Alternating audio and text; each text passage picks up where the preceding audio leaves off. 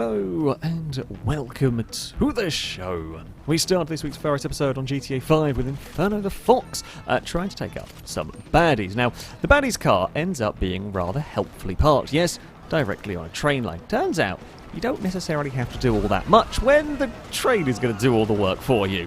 Yes, we will push the car along, explode the car and take out all the baddies as well. Sometimes trains do turn up at the right time. Sometimes they might actually be quite helpful. So there we go. Baddies dealt with. Really? We could just run across the train line and go, I think it's pick up some supplies or something. No problems at all right there. No problems at all. Up next, we have Shiny Cookie on GTA 5 trying to take down some helicopters. He's got the Aqua Technical, but either way, it's a gun on the back of a floaty car.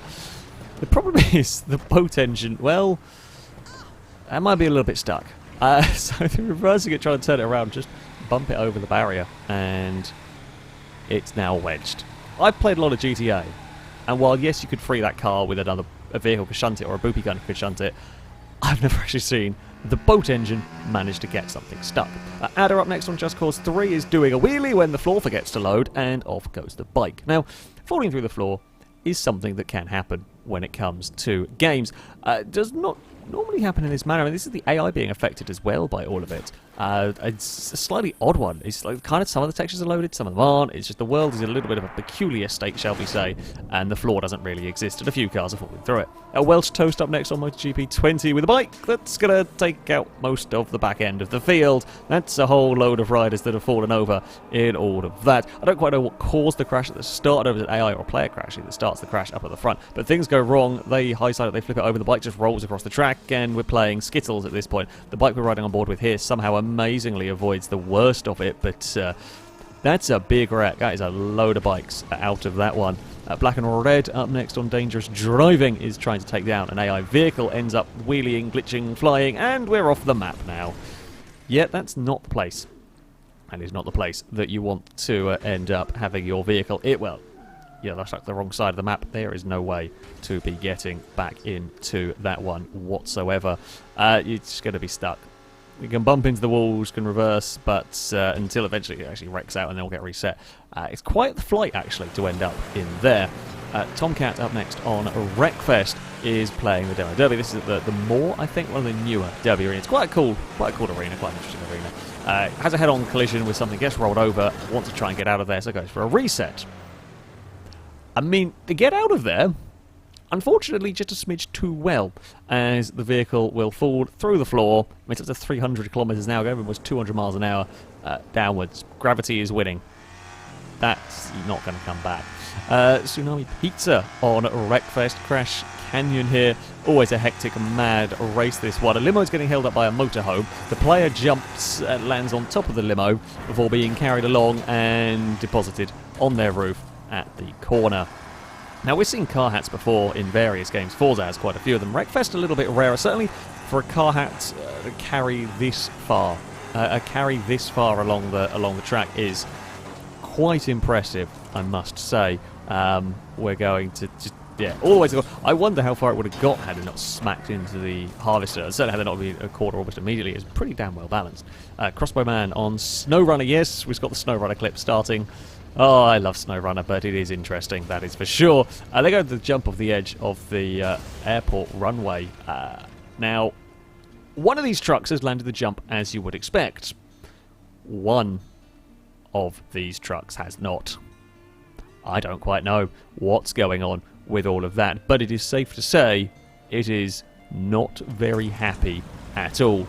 Invisible AK up next on SnowRunner. Now, their friend has got stuck in the river, so trying to rescue said vehicle out of the river by, well, winching it. The problem is it's not a very good place to be trying to unwedge. There's another one wedge. In the end, the battle of the winches end up with the, well, both now stuck in the river, and another one stuck on its side further up. I think that's an everybody stuck and nobody's going anywhere sort of a moment. Kato Racer up next on SnowRunner is, well, being annoyed by their friend. Look, we've all played SnowRunner. We've all done the annoy the big truck with a trailer with something smaller. In this case, it's the Hummer. I know Hummer's normally quite a big vehicle, but in SnowRunner it's a small vehicle. You know, you bump your way into a vehicle, see what happens. The thing is, SnowRunner physics does what SnowRunner physics does, and sometimes the little truck gets glitchy and weird, and in this case is managing to push its way through a trailer, and then physics has had enough and decided, you know what, everybody goes upside down.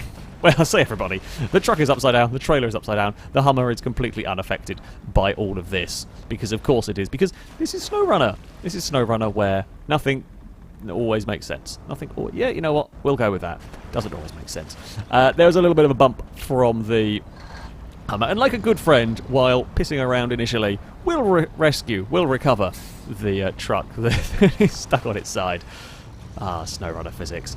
We have next, and finally, TMDC Hyper on the SnowRunner. Now, they have got one of the scout trucks is pulling around a trailer. And this is a little bit glitchy to begin with. However, there is another trailer over there they managed to crash into. You know, there's some bumping, and then physics gets angry and decides, you know what, everyone should be pinged around, and it's just generally not been a good time. It's actually still, no, it's quite dead actually. The engine is completely dead. I thought it was still alive. It wasn't. The thing is, it's even weirder when you look at it from the other perspective. So it looked like everything was going fine until there's a little bit of a bump and then glitchy physics. However, what actually happened is on board with the Hummer, for whatever reason the trailer was up in the air. I don't know why it's got stuck up there, but because there's this desync going on between the vehicles, the trailer stuck up in the air is, well, it's been in different places. When the Hummer goes to winch to said trailer, naturally you've got to test what the glitch is doing.